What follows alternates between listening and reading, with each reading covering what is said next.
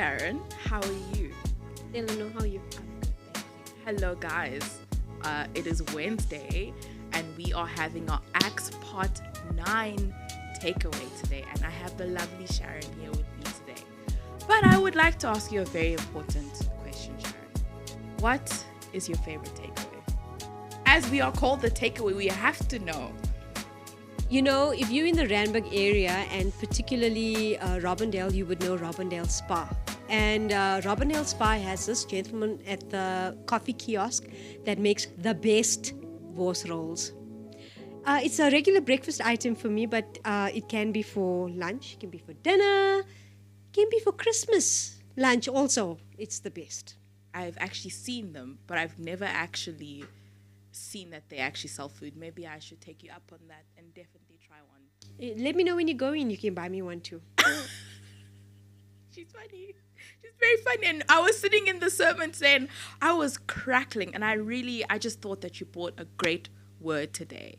And that really helped me come up with a lot of questions to ask you. And I actually wanted to ask you if there's anything particular that you've witnessed or experienced that was counterfeit, that you had to let go, you had to witness someone let go, because you spoke about the counterfeit Simon. So that brought me to ask you that question. Well, I think a story that I would like to share is about, counterfeit faith. And early in my journey, when I was working in the corporate world, I don't work in the corporate world anymore, but I had a friend who had recently given their heart to the Lord.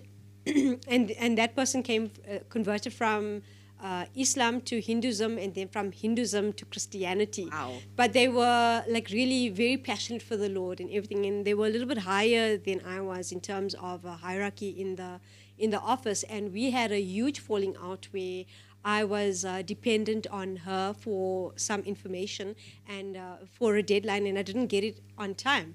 And me being considered myself to be a mature Christian, was quite stubborn about the fact that you did not do what you were supposed to do. And then she called me out and had a whole disciplinary hearing where, even though I was in the right, I was penalized for this altercation that we had. And that day, I mean, we were both crying and all of that. And when I got into the bus, the Lord said to me, you know what, you should just research what pride is. Wow. And I was very convicted because I did, and I found this article that I had a BlackBerry. That's how long ago this was. So on my BlackBerry, I did that search, and I got this article that mentioned that what I was doing was really an element of pride. And it also enlightened me and to let me know, revealed to me that I had counterfeit faith, really. And I mentioned in my sermon that in 1 Samuel 15 verse 23, God regards stubbornness as witchcraft. And now I'm convicted again of that behavior. What did I do after that? I immediately called the other person, and I let them know, you know what, I'm sorry. I really am. I'm genuinely sorry, especially because she was a new believer. I don't know what she's going to think about someone who claims to be Christian and that is so stalwart in my convictions to be right. I had to let go because, you know what, I had to show faith, real faith, even if it meant that I needed to concede, and I was very happy to do that. You also spoke a lot about your different personal experiences in the sermon, and your sermon was titled The Counterfeit, The Curious, and The Commissioned. Can you explain that further and give us a little recap of your sermon for the viewers who haven't seen the sermon so they can understand what you mean when you say the counterfeit? Yeah. Sure, Eleanor. I was going to call you Elaine.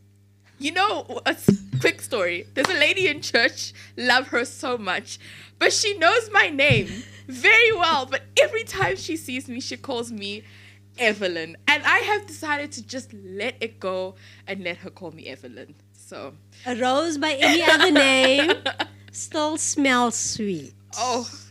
Okay. Will need to work on my pride. I'm joking. So the counterfeit, the curious, and the commission, I think, was just really a play on the personalities of Simon the sorcerer, who represents counterfeit belief systems, and the curious, who is the unique, unnamed, excluded from the Jewish society, yet so interested and absorbed with finding out who the suffering servant is in Isaiah 53. And of course, the commission, who is Philip, not an apostle, not even one of the first disciples that was with Jesus before he died, but someone who understood the gospel, a servant, someone who was chosen to serve the people, to pass out food, you know. I don't want to say an underling, but if it gave more understanding to who Philip was, he was really someone who didn't have a particular title other than the fact that he was obedient and God called him. And later on in Acts, you will learn how Philip settled in Caesarea. And you know what? He must have had a really blessed ministry, because after that he had 4 daughters who were all gifted with prophecy. It's like, go girls. I mean, you was preaching today, so really go girls.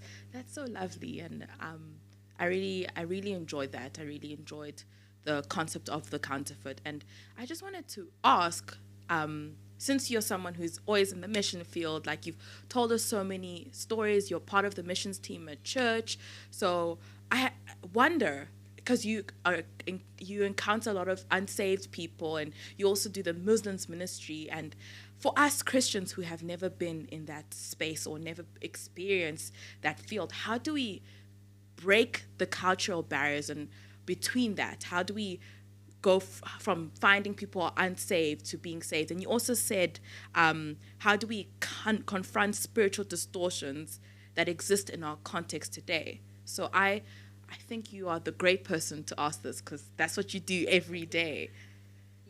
I think, you know what, it's not only for the unsaved, it's also for some of our Christian brothers and sisters that still have lives entrenched in cultural practices.